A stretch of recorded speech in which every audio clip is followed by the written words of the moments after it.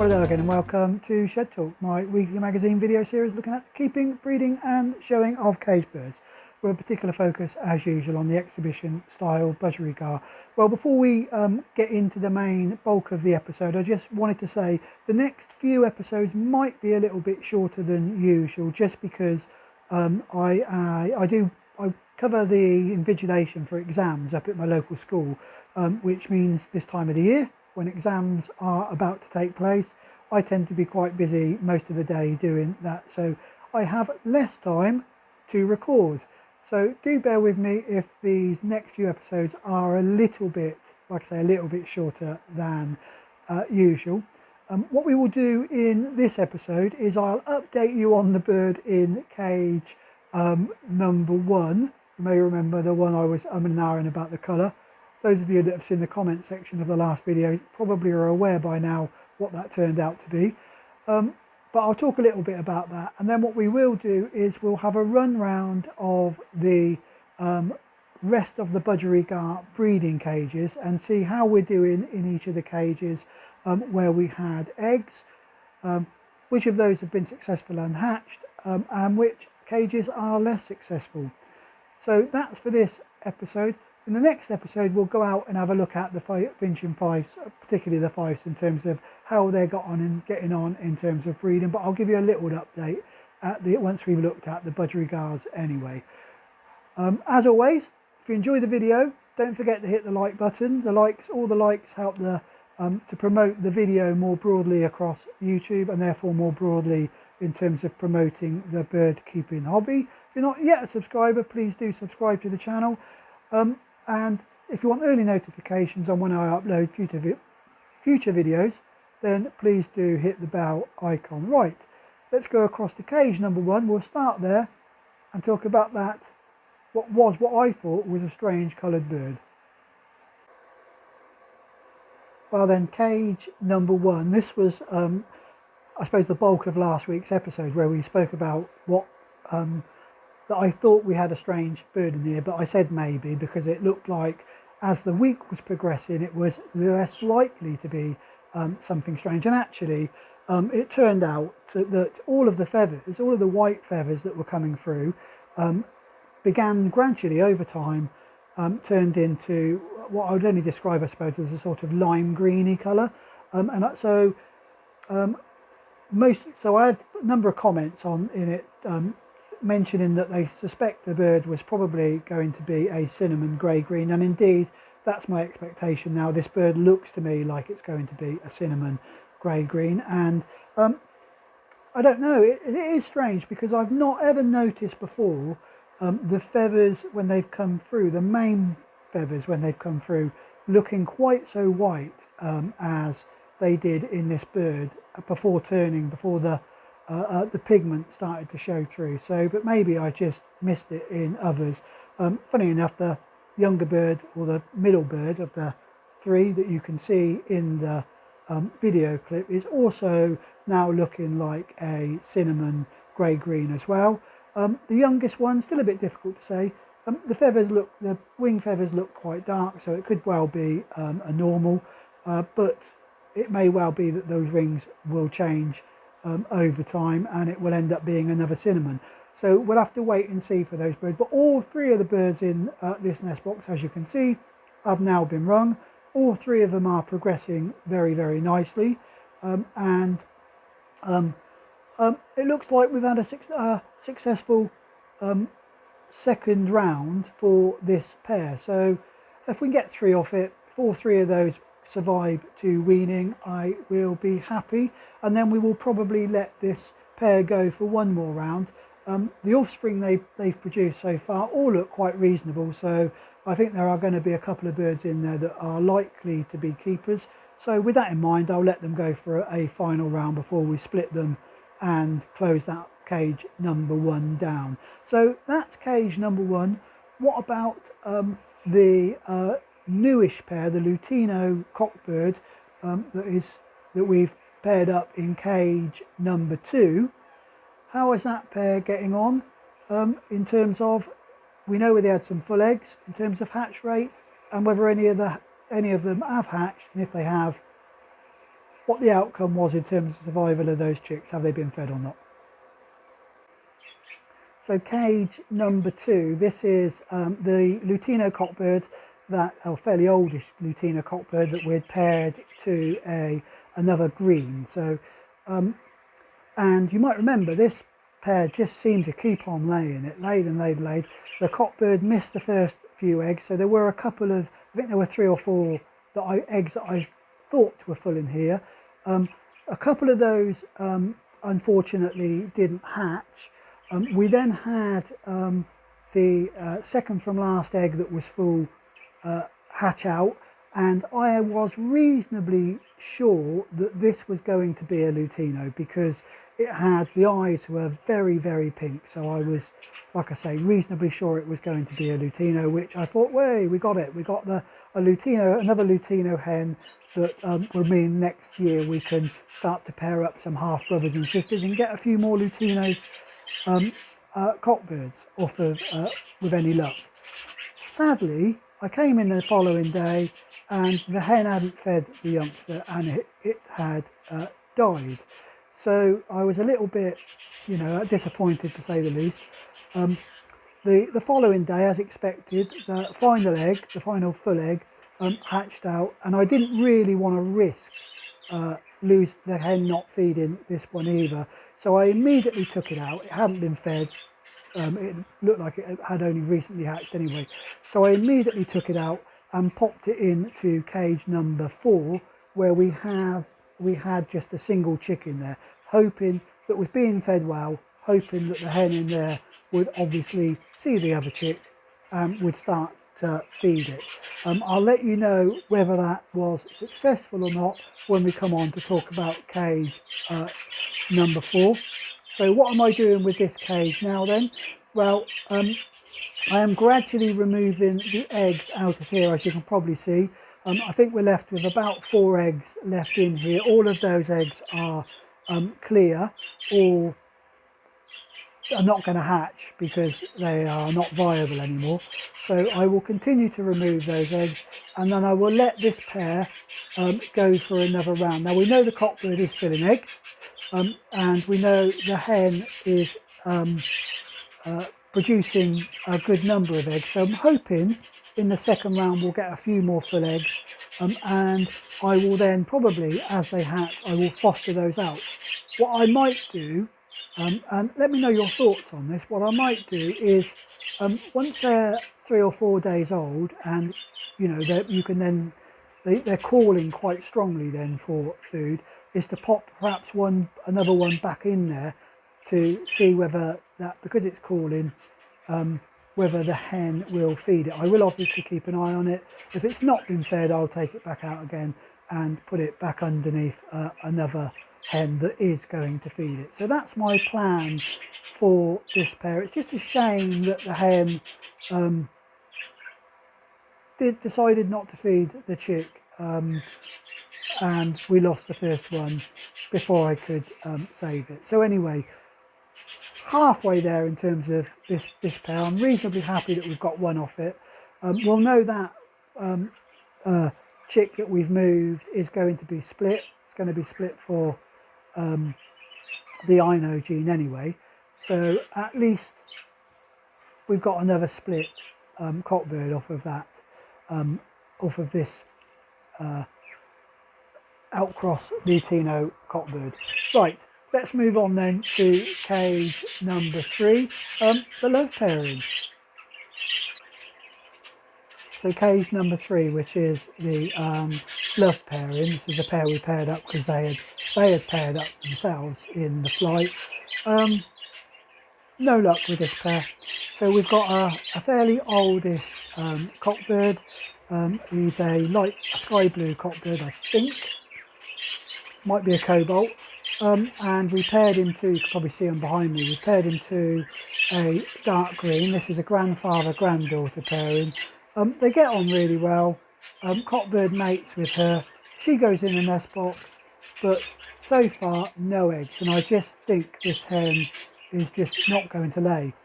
So there is absolutely no sign that she's going to. And by now you'd have expected, given but you know, she's clearly in condition. Like I say, there has been mating going on. She goes into the nest box, but there are no eggs. You can probably see her now making her way across through the nest box. So my plans here then is I'm going to split this pair back up. I will give the hen, you know, a little while to rest inside here, even in the cage, even though she's not laid anything. And then what I think I will do is close this particular cage down. I'm not going to put anything else in there. I was wondering whether to put the sky blue opaline hen into this cage, just because we haven't managed to get anything off her, and she's the hen that I won a CC with a year ago. Might be a bit longer than that ago now, when she was a young bird at Swindon show. So I was wondering whether to get her in here, but I'm coming to the end of what I would consider to be my budgerigar breeding season, so I expect I will just close this cage down, and she will have to wait until October, when we will try her again, when we start pairing up again. Right, so that's cage number 3. Not really a great success. What about cage number 4, where we've got actually the son of this, a cobalt cockbird, paired up in cage number 4. So let's move across now then to cage number 4 and see how that pair's getting on. So moving on then to cage number 2. This is a cobalt cockbird that we paired to a normal green, and you might remember this was a strange pair that in terms of the way they were laying. You'll see in the box when we have a look inside that there are 2 chicks in there. One of those actually belongs to this pair. So they've managed to rear one out of those rather unusual eggs. I think they laid 4 eggs in the end, and I think 2 were full. One just didn't hatch, and the other one did, as you can probably gather. So the oldest bird in here belongs to them and is developing quite nicely. The second chick in there comes from, as we spoke about, cage number 2. So the Lutino, the eyes on it, you can see in the video, look like they're dark, so I don't think it's going to be a Lutino. So got the dark eyes, so it's not going to be a Lutino, which is a bit of a shame, considering as we said, the first one did look like it was going to be a Lutino. That bird is doing all right in there. So I moved it in there shortly after it hatched, as I said. Mum has fed it, which is really good news. So at least it's been fed. At least that one will be brought up by this pair. By the looks of it, it looks like it's doing okay. Not rung yet, but looks like it's doing all right. So actually, this pair have done reasonably well on their first round. Once they've reared these ones, I will probably let this pair go down for one more round. Hopefully this time the hen will be a little bit more successful in terms of the rate in which she lays, and we will get a few more off of her, because the cobalt cockbird is not a bad looking bird. So hopefully we'll get some nice birds off this. We'll have to wait and see how the first one of their chicks, or the only one of their chicks in the first round, moves on and develops. So that's cage number 4. Let's talk about cage number 5, where we've got the Lutino hen, who are on their 3rd round. I think it is their 3rd round. This is the pair that tended to sit a little bit tight. So we'll see how this pair has got on. So cage number 5 then. This is a Lutino hen, the daughter of the cockbird that is in the cage above, the one we've already spoken about, cage number 2. And we paired that to a light green cockbird. This pair is on their third round. They did lay, I think it was a total of 6 eggs. Only one of those eggs has managed to hatch, and you will remember from the previous rounds of this hen has a habit of sitting a little bit tight, and she clears the nest box, or she had previously cleared the nest box out completely, sits a bit tight, and we ended up with a chick with splayed legs. So we've had one, I think one in each round that's had splayed legs, and the following chicks have survived, I suppose, because the hen was raised as the eldest chick began to grow. So I was a little bit worried. You might remember I was a bit worried that this hen was going to sit too tight on this. What I did do was I topped the bedding up a little bit in here, as when the chick was about 2 days old, I think, hoping that this would that the hen wouldn't clear too much more of it out, and this would give some softness to the chick in terms of the so it wouldn't be sat on too tightly. And touch wood, you can see from the clip here that that does appear to have happened. The hen didn't clear the nest box out again very much, so there is still a fair bit of bedding in here. The chick looks like it's going to be okay in terms of the legs. They don't look like they're going to be sprayed. We have wrung this chick, so it's getting on really, really nicely. So I'm hopeful that the hen, or that this chick will be raised successfully without any further problems. You may be asking why I haven't moved this chick, as there's only one in there, into one of the other nest boxes. At the time, because I knew this hen was a good feeder, and at the time I wasn't sure about the hen in cage number 4, the one we've just spoken about. I wasn't sure if she was going to be a good feeder, and so I didn't want to risk moving it. I could, of course, move it now, but it is getting on a bit, and it looks like this hen's doing all right here. So I'm going to let her bring this her last chick up. And now I know, leaving one in the nest box, sometimes the pair can get a little bit bored with that. But this is going to be their last round. This is our third round, so it is going to be their last round. Once the chick is a little bit older and starting to feather up, I will either move the cockbird out, or I'll wait until the chick jumps the nest and then I'll move the hen out. So that's my plan with cage number 5 anyway. That's my thoughts on that. Again, let me know your thoughts, whether you would have moved the chick, or how you go about splitting pairs. It's always a bit of a concern, isn't it, splitting the pairs up, and we've spoken about that in previous episodes. Right, so that's cage number 5. Let's move on to the final cage then, cage number 6.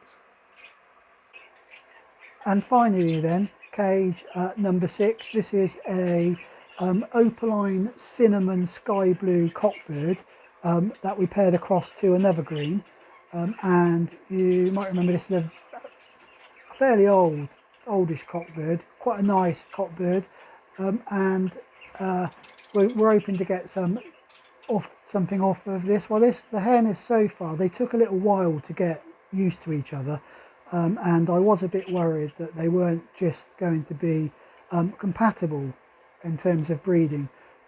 However, as I think I mentioned it it wasn't in the last episode or the episode before that, they were starting to, or the hen was starting to allow the cockbird to feed it the soft food dish at the same time. And so that continued.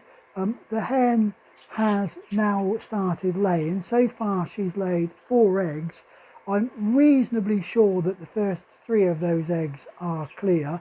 The cockbird now sits outside the nest box when she's in there. When she comes out, he pays a lot of interest in her. It might well be that he just missed the first few eggs, just because they weren't getting on particularly well, as I said. And now that they are, I'm hoping that he is, I've not seen any mating, but I'm hoping that he is now mating with her, and that we may get some full eggs. The last few eggs might be full. If not, what I will do is gradually remove this, and I will definitely let this pair go for one more round now that you know that they are now paired up, so to speak. You know, there's no, certainly the hen is much more tolerant of him than she was when we first paired this pair up. So I am, you know, touch wood, I'm hopeful. We've got eggs. All we've got to hope now is that the cockbird is still capable of filling those eggs, and that once we and that the hen will actually let him mate with her. So not too bad. So overall, actually, with, you know, this, as we're coming towards the end of the my budgerigar breeding season, things haven't gone too badly in here, and we've got, you know, got success. We've got, you know, more chicks hatching, we've got a few more eggs, and we are, you know, not too bad. I think by the end of this breeding season, well, I will have run somewhere between 20 and 30 birds, I'm hoping. So if that's the case, that's plenty for me. It means I can hopefully have a few of those that I'm going to be able to keep, and I will have a few birds, a few youngsters that I can then get rid of, and like I say, the keepers will replace some of the older birds like the cockbird that we've just spoken about. Right then, so that is the full roundup of all of the budgerigars. Well, before we finish, I just wanted to talk about my thinking behind why the bird in cage number 1 might have been a Texas clearbody. Now, my initial thought was that the cockbird here, the father, might have been Ino, which we know it is. It was a Lutino, but it might have been split for Texas clearbody, and therefore the cockbird could have inherited one of the Ino genes and one of the Texas clearbody genes, and my thinking therefore was that it could have just passed on the Texas clearbody gene. However, as somebody rightly pointed out in the comment section, the clearbody is recessive to Ino, so therefore if that bird had contained the Ino and the Texas clearbody gene inherited from the dad, it would have shown up as being a Lutino, in effect, hen, rather than the Texas clearbody. So thank you for that feedback, because the Texas clearbody is dominant over Ino. Strange, isn't it? I know they're both sex-linked genes, but you think that Ino, seeing as it, you know, takes away all the colour, it would take away the clearbody, but it doesn't. In the same way as it can also, the cinnamon can also show through on the Ino gene. So it couldn't have been a Texas clearbody, unless, of course, and this would have been really hopeful, that during the development process, that the clearbody gene and the Ino gene had there had been some tanglement, and it had moved to the other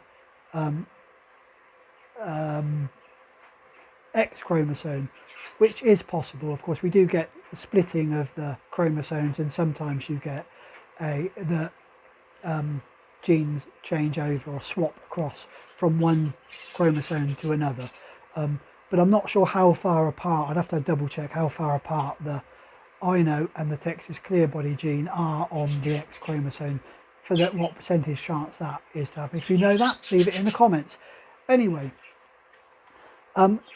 that's the what I wanted to say about that. In terms of the fife, I did say I'd give a very quick update on there. So the hen is now sat on those eggs.